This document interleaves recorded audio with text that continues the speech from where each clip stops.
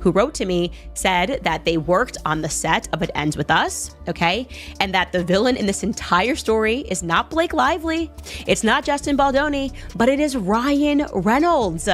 And now I look at him and I just go, how did I not see? Okay, Justin Baldoni is bringing the receipts. And what I mean by that is Justin Baldoni just dropped 10 minutes of unedited footage from It Ends With Us. This is the backstory. Comes to set, reviews the dailies, the raw footage, whatever that was shot today, reviews the script, and then he goes into his trailer, allegedly. Don't gag order or sue me, Ryan Reynolds. Okay, I don't want to be involved in all the drama. I'm just telling my audience what I was told. He goes into Blake Lively's trailer and they have an argument. All of the production assistants overheard the argument, okay? This footage seemingly directly negates some of Blake Lively's claims in her harassment lawsuit against Justin Baldoni. At the beginning of the footage, we see Blake and Justin essentially talking about logistics. They're talking about lighting, finding their marks, whether or not they should be talking or just staring.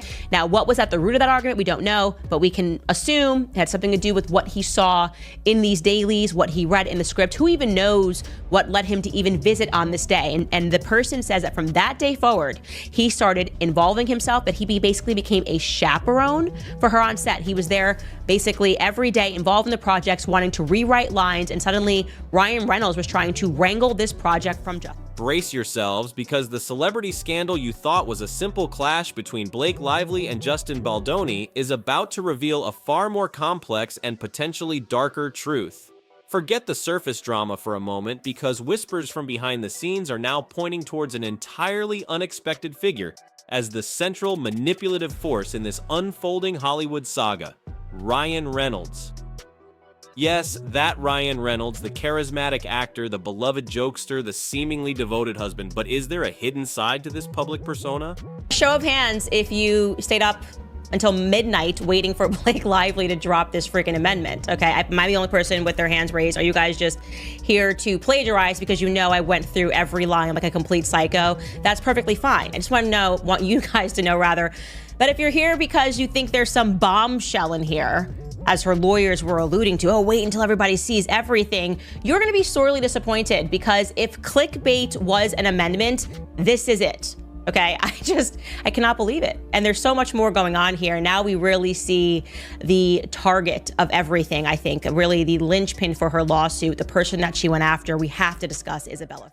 Imagine being a fly on the wall, witnessing the carefully constructed facade of Hollywood crumble. That's the picture painted by an anonymous source claiming intimate knowledge of the It Ends With Us set.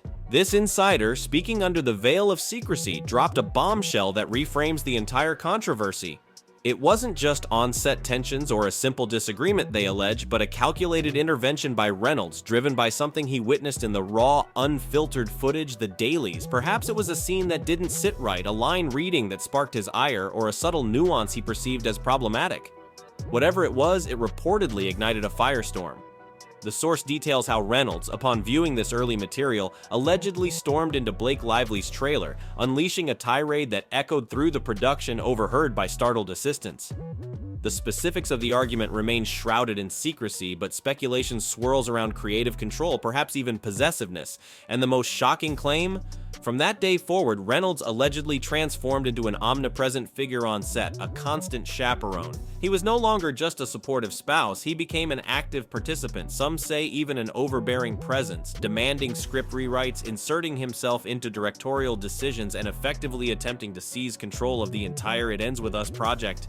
This paints a starkly different picture of Ryan Reynolds, casting a long shadow over his previously unblemished image. Baldoni is now involving Taylor Swift in his lawsuit against Blake Lively. So Justin Baldoni is suing Blake Lively, Ryan Reynolds, and their publicist for over $400 million for all the It Ends With Us drama. Now he's name dropping Taylor Swift, Blake's bestie, in the mix. Thankfully, Taylor Swift is not being sued, but she's mentioned in his 179-page paper complaint. And he's alleging that Taylor's fame was used to pressure him during production. And it really all stems from this penthouse situation where Blake and Ryan live. Apparently, there was a meeting there with all of them, and Taylor Swift was actually present. And Blake ended up rewriting one of the scenes. And even after the meeting was over, Baldoni texted Blake this, saying, "I gotta put my glasses on for this one. The font is too small." Also was working on the rooftop scene today. Really love what you did. Makes it so much more fun and interesting, and I would have felt the same way without Ryan and Taylor. The stage was already set for a dramatic showdown with Blake Lively's explosive harassment lawsuit against Justin Baldoni.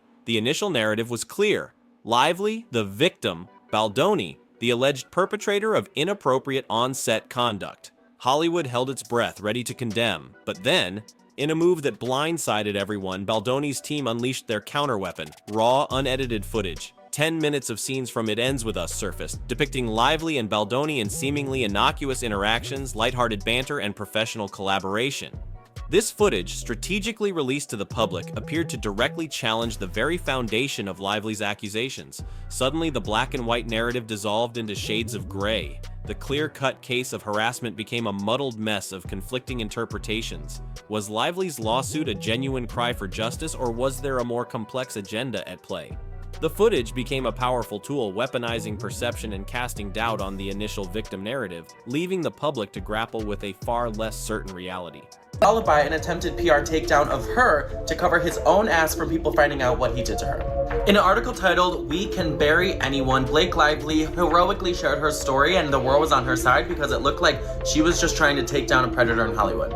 So Justin Baldoni and his ace lawyer launched an all-cylinder fire attack to clear his name, and he started by suing the New York Times, saying that article was just published because it was paid for by Ryan Reynolds, and it was a multi-layered scheme planned out by Blake and Ryan to take down Justin.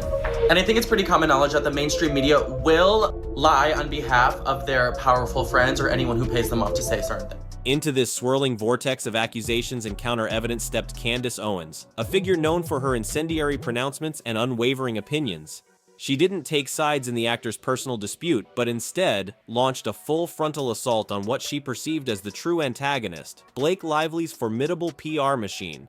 Owens boldly alleged a calculated and ruthless smear campaign orchestrated by Lively's inner circle, designed not to seek justice but to systematically dismantle Justin Baldoni's career and public image. According to Owens, internal HR complaints, selectively redacted and strategically leaked, were being weaponized and funneled to gossip juggernauts like TMZ and the Daily Mail. This, she argued, was not about truth or accountability, but about Hollywood power plays and reputation assassination.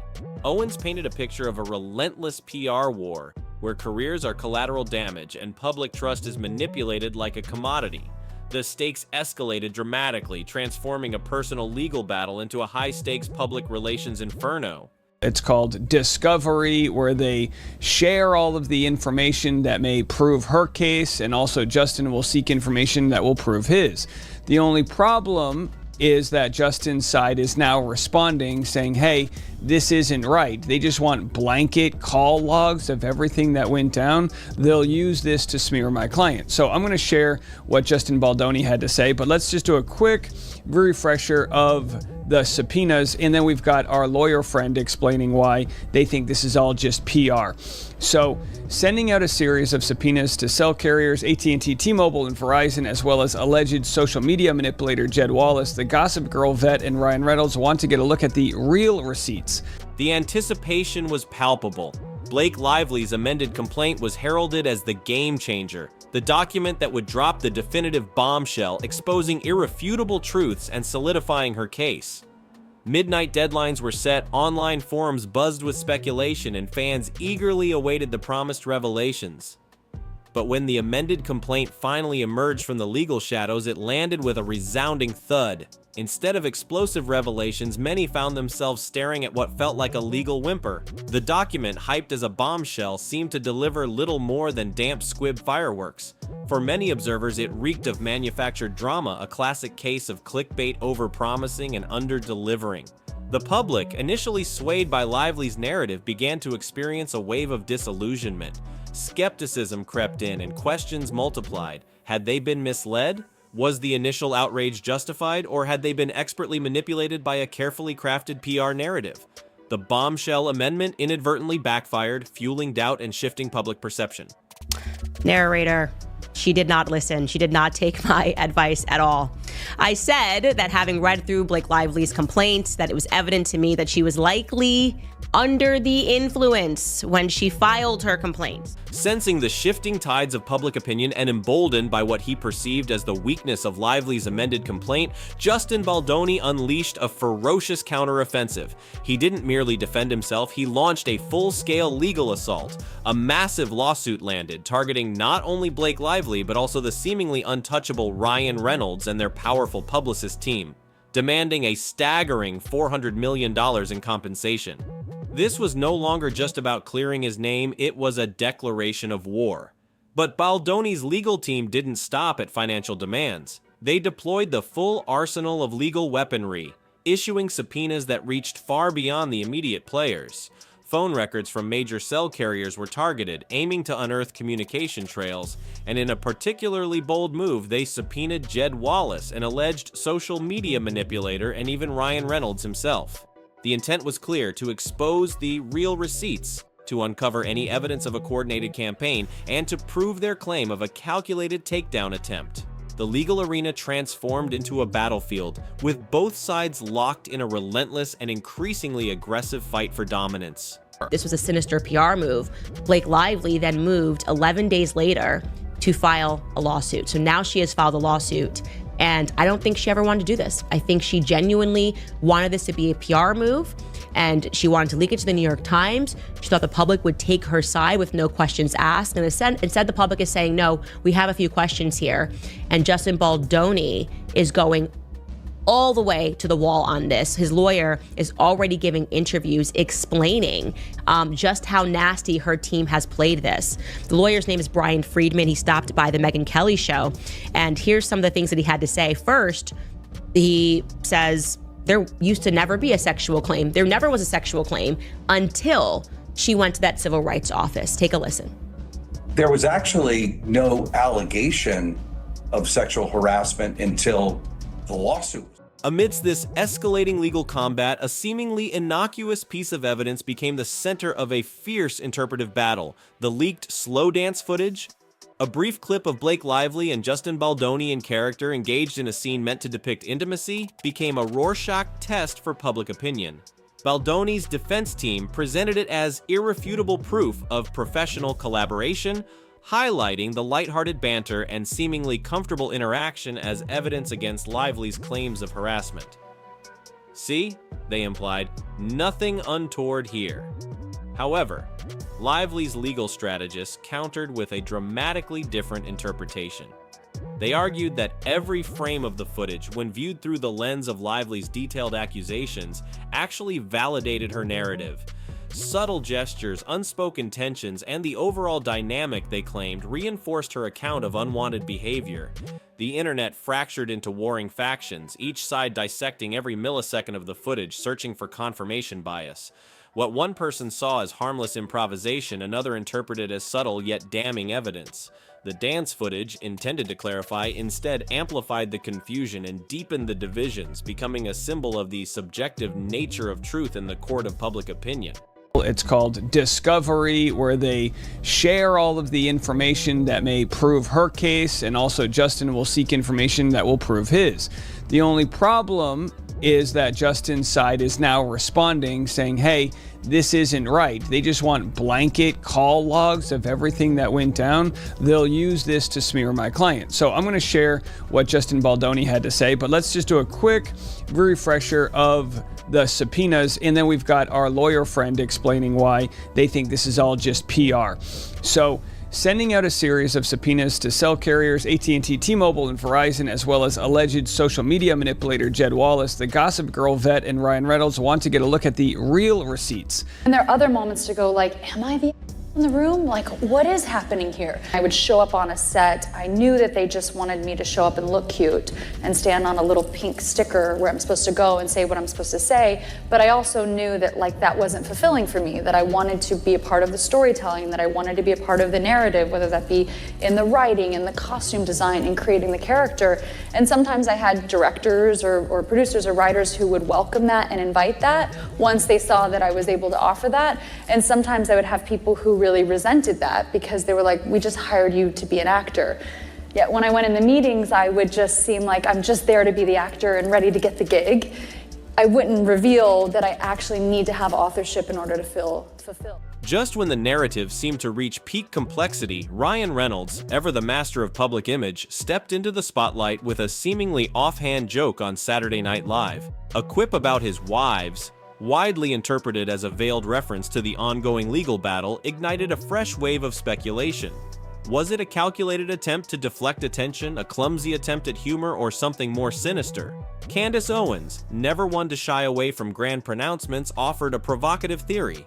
Reynolds, she suggested, wasn't just a peripheral figure, but the architect of the entire drama, the puppet master pulling strings from behind the curtain. Drawing on the anonymous insider account, Owens presented a narrative of Reynolds as a controlling force driven by a need to protect his wife's image and perhaps even exert influence over her career. She posited that his alleged on-set outburst, the subsequent legal maneuvering, and even the strategic leaks were all part of a larger, meticulously orchestrated plan. Suddenly, Reynolds, the charming Hollywood hero, was being recast as a potential Machiavellian manipulator, adding a new layer of intrigue and suspicion to the unfolding saga. In a final, decisive move to seize control of the narrative, Justin Baldoni launched a dedicated website, thalawinfo.com.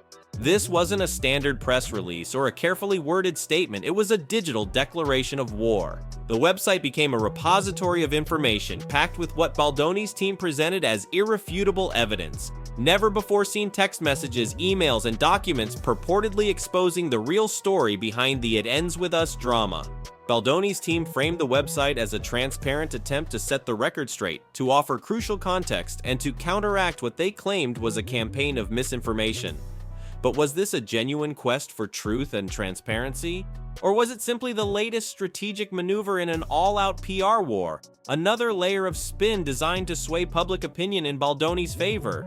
The launch of lawinfo.com added yet another layer of complexity to an already convoluted story, leaving the public to sift through competing narratives and decide who, if anyone, was truly telling the truth.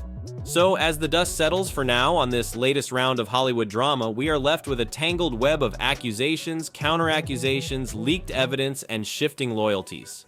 The It Ends With Us saga has morphed from a seemingly straightforward harassment claim into a sprawling, multifaceted enigma, with Ryan Reynolds unexpectedly emerging as a potential central figure in a far more complex and potentially manipulative game. The truth, as always in Hollywood, remains elusive, buried beneath layers of PR spin, legal maneuvering, and competing narratives.